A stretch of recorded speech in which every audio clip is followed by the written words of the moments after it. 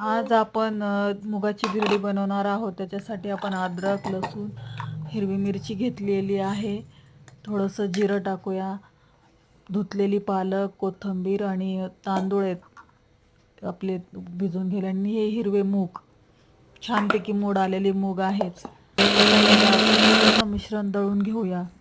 त्याच्यामध्ये ओवा टाकूया, मुगाची चवीनुसार मीठ टाकूया। मुगाची धिरडी खूप छान लागतात खायला आणि खूप पौष्टिक पण असतात।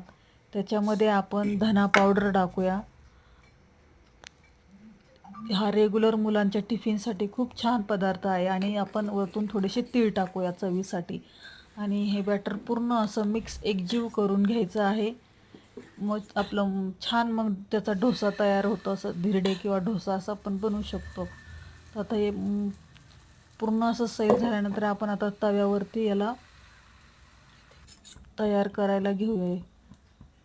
तुम्ही बघू शकता, थोडं बाजूनं तेल टाकायचं आणि छानपैकी असा दोन्ही बाजूनं भाजून घ्यायचा।